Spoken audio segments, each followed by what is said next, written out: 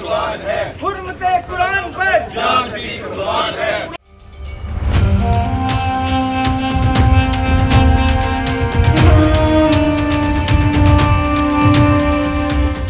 حرمت قرآن پر جان بھی قربان ہے، حرمت قرآن پر جان بھی قربان ہے۔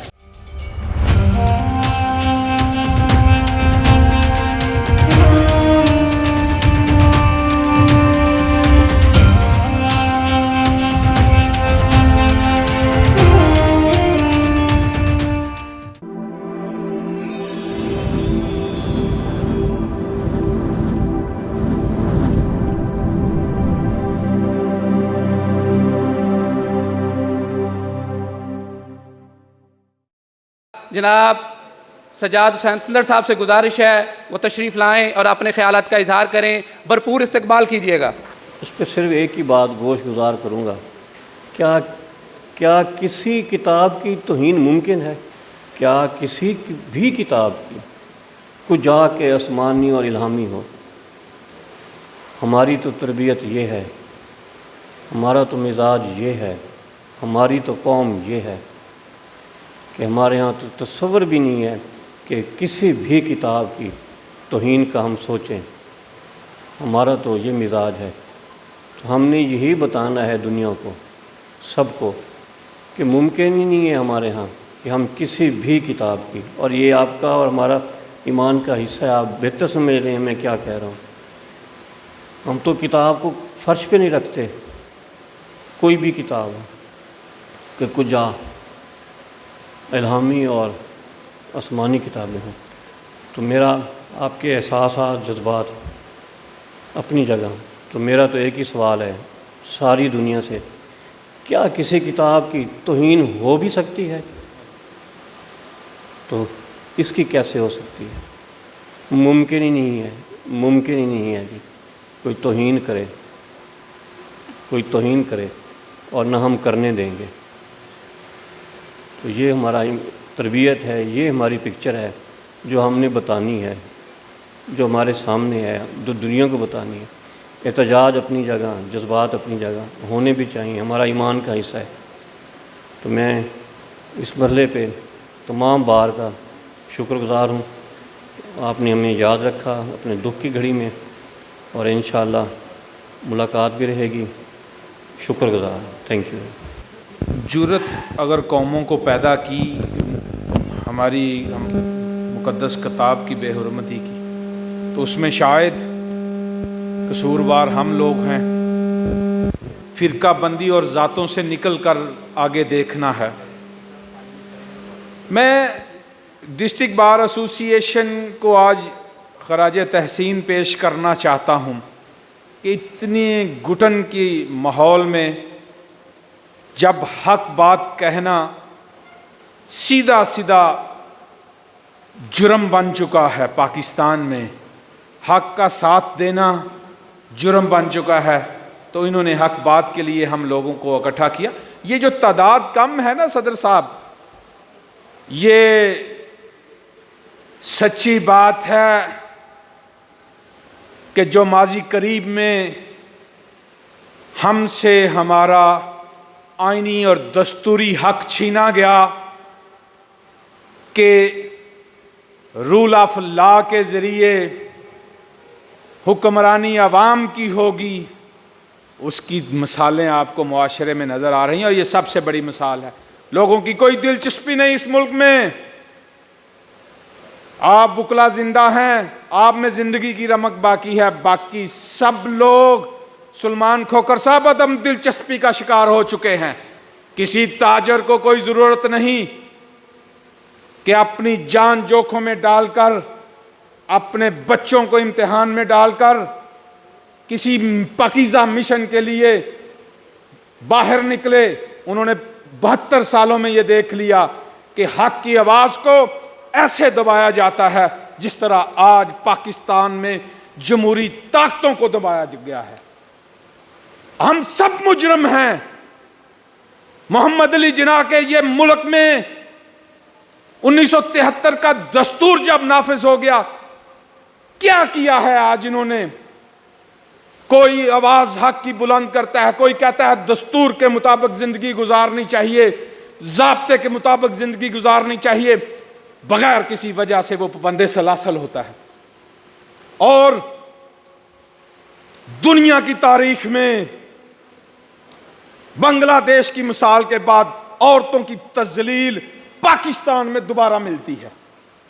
تو جب ہم لوگ ضابطے سے باہر ہو جائیں گے، ہم جس کی لاٹھی اس کی بھینس کے افکار کے مطابق زندگی گزاریں گے، سروائیول آف فٹسٹ کی زندگی گزاریں گے، تو انہوں نے تو ہمیں آزمانا ہے، وہ آزما رہے ہیں ہمیں۔ خدا را ہوش کے ناخن لو۔ یہ ملک آج پھر ثابت ہو گیا کہ اللہ پاک کا بہت بڑا عطیہ ہے۔ کسی کی جرأت نہیں کہ اس ملک میں رہ کر ہماری مقدس مقامات کی، مقدس کتابوں کی، انبیاء علیہ الصلوۃ والسلام کی توہین کرنے کا سوچ بھی لے۔ اس کے ساتھ کھلواڑ چھوڑ دو، اس کے ساتھ وقتی حکمرانی کا مزہ چکھنے والوں تم بھی چھوڑ دو، ہوش کے ناخن لو۔ لاکھوں قربانیاں دی ہیں، خاندانوں کے خاندان تباہ ہو چکے ہیں، تمہارے بھی جلا وطنیوں کے ذائقے تم نے چکھے ہیں۔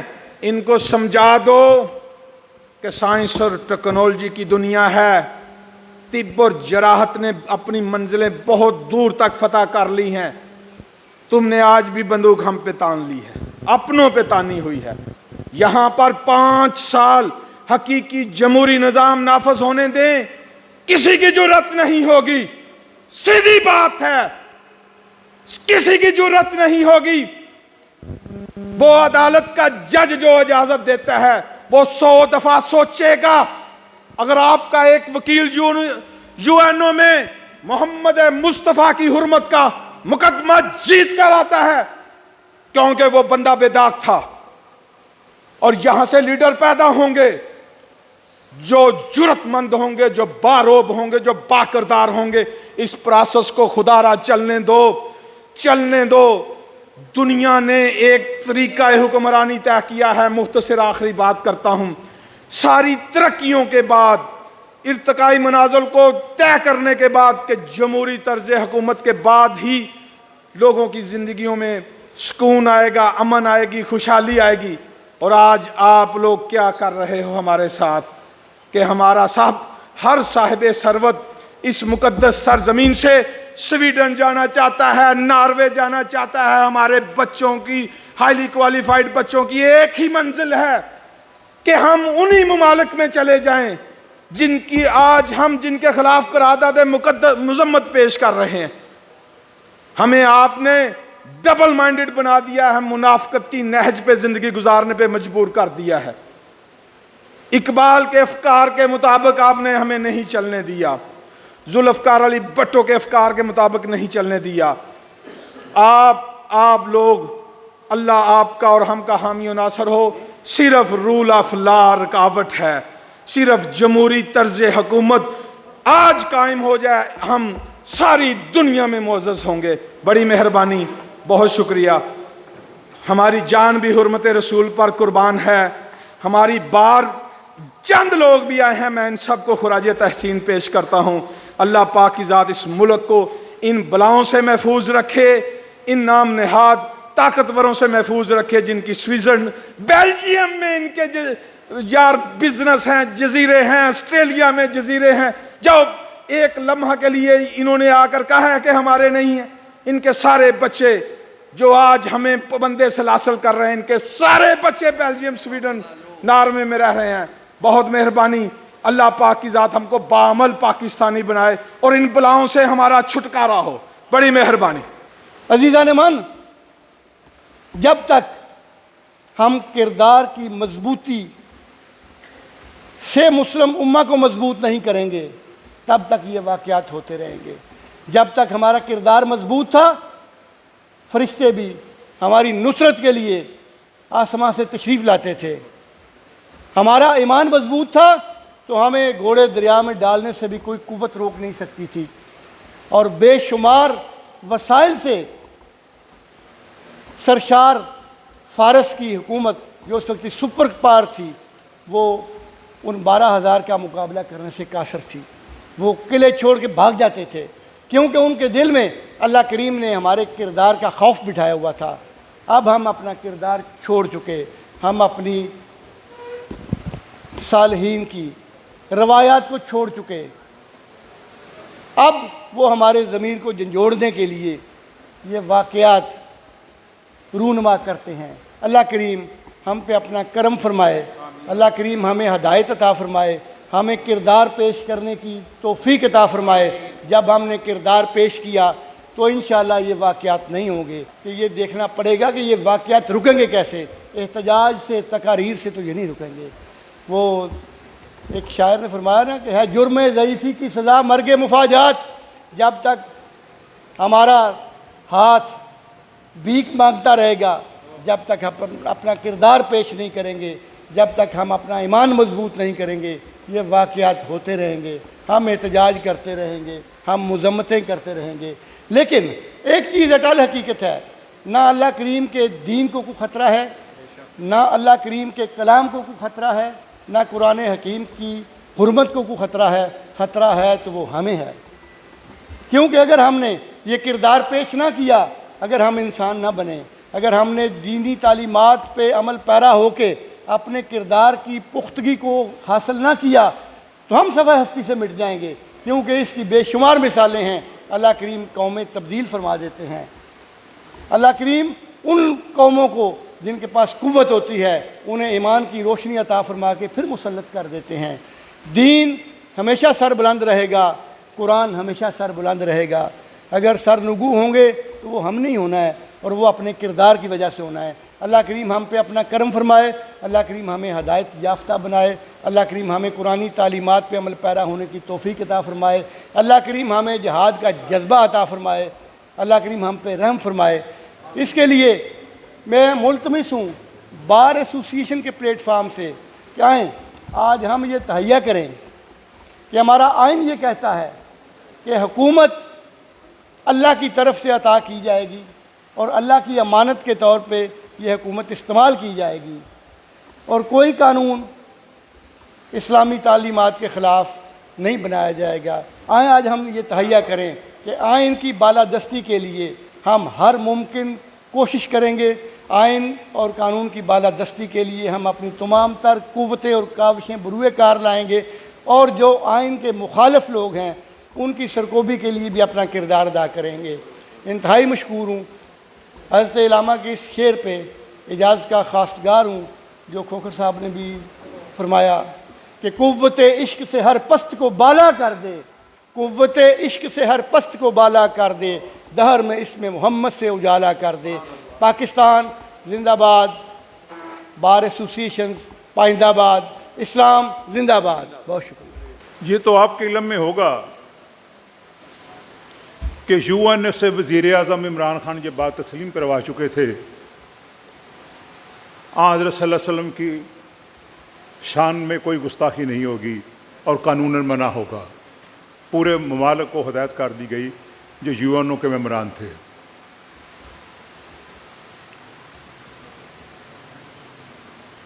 پورے ملک میں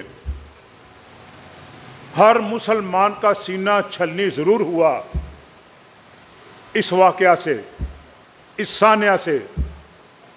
ایک بات مجھے کوئی بتا دے, پورے پاکستان میں کوئی مولوی ہو, کوئی سیاستدان ہو, کسی قسم کا کوئی طبقہ ہو, کہ کیا سوائے وکلاء صاحبان کے کوئی طبقہ قرآن کی حرمت کے لیے اس نے کوئی اجلاس کیا ہو؟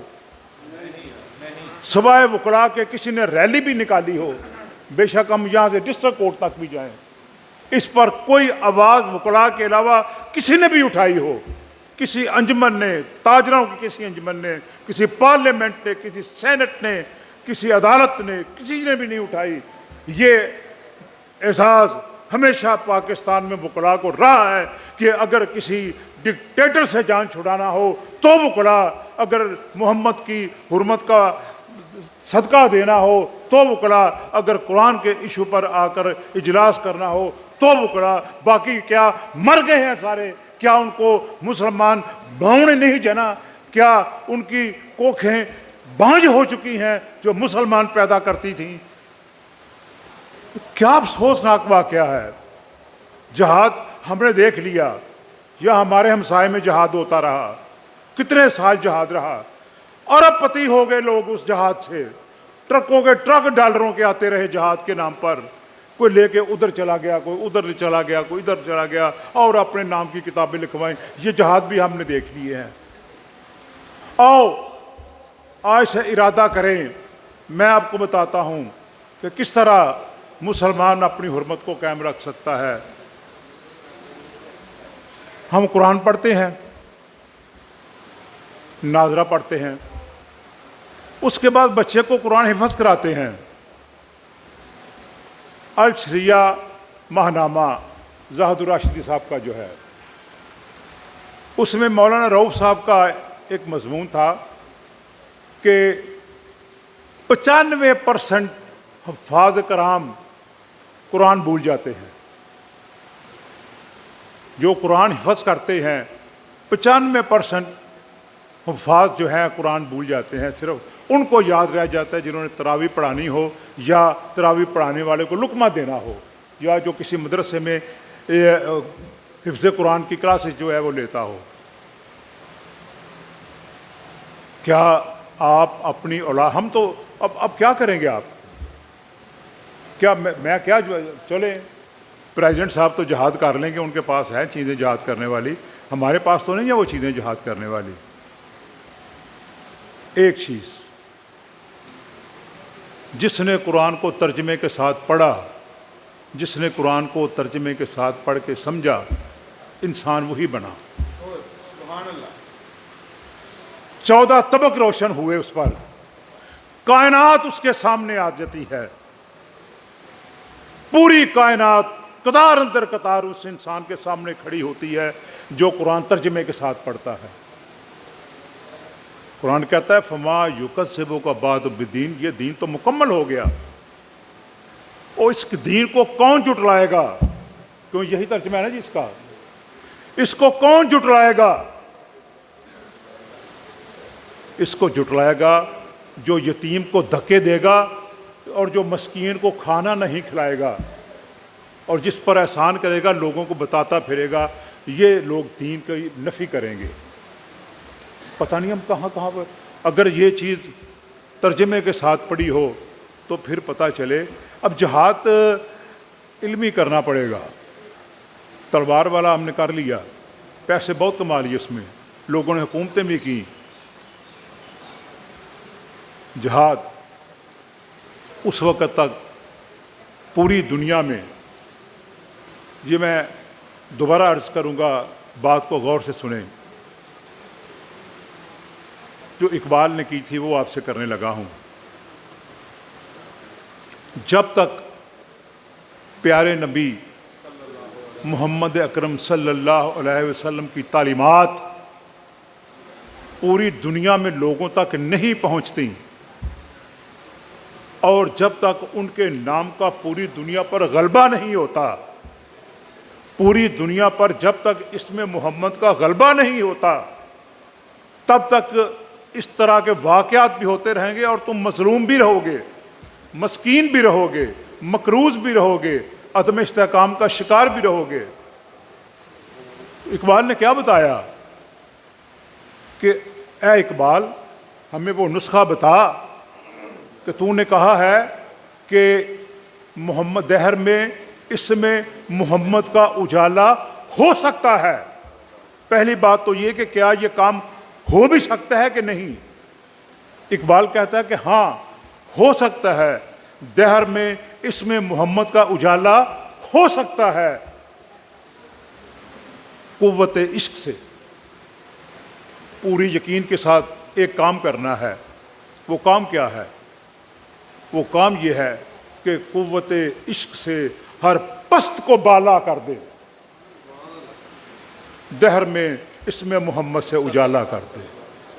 جب تک پست بالا نہیں ہوتا، جب تک تمہارا مزدور غریب مسکین اس کی حکومت نہیں ہوتی، جب تک وہ بالادست نہیں ہوتا، بس میں ختم کروں، جب تک وہ بالادست نہیں ہوتا اس وقت تک तुम मकरूज भी रहोगे, मकहूर भी रहोगे।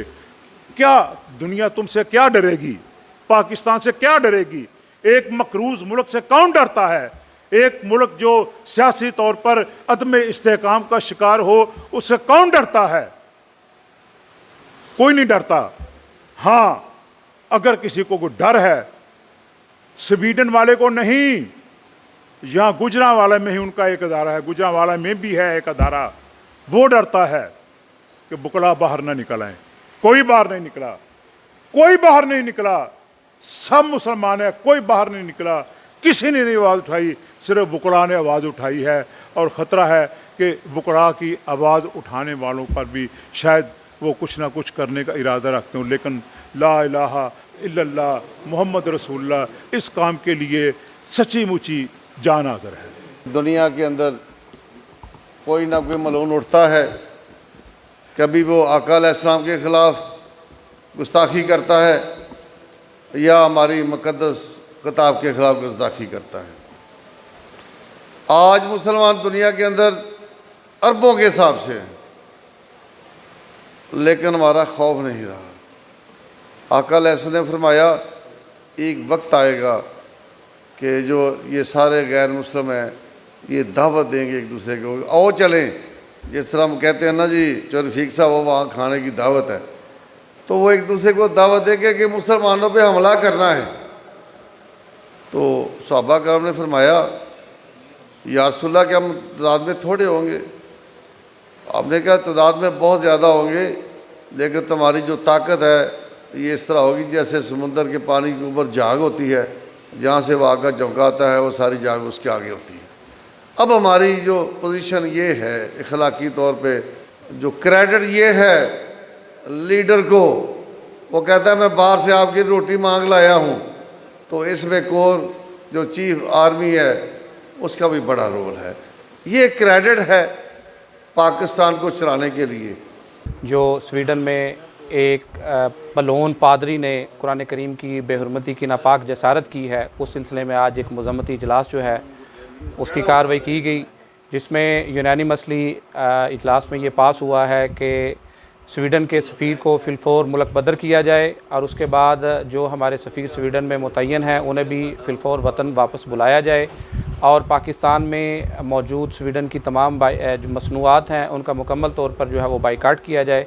हम इस अंदोनाक वाक़े की शदीद मज़म्मत करते हैं और हुकूमत वक्त से और अरबाब इख्तियार से ये इस्तदा करते हैं, ये मुतालबा करते हैं कि सफ़ीर को मुल्क बदर करके ताकि मुल्क बदर किया जाए, ताकि कम अज़ कम हमारे जज्बात जो हैं वो इस हद तक तो ठंडे हो सकें कि हमने अज़मत कुरान के सिलसिला में कुछ किया है। अज़मत कुरान जो है ये अल्लाह का वादा है, जैसे अल्लाह पाक ने कुरान करीम में फ़रमाया है इन्ना नहनु नज़्ज़लना ज़िक्र व इन्ना लहु लहाफ़िज़ून, बेशक अल्लाह ही उसका जो है मुहाफ़िज़ है।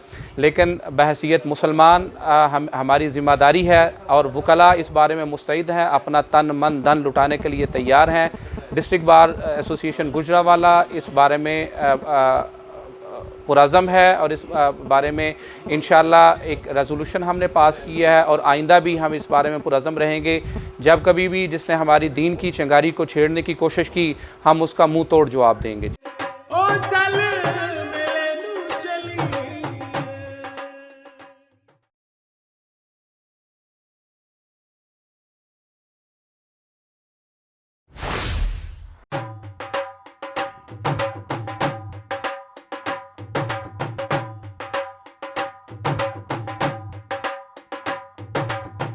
रौनक हो जाऊं चट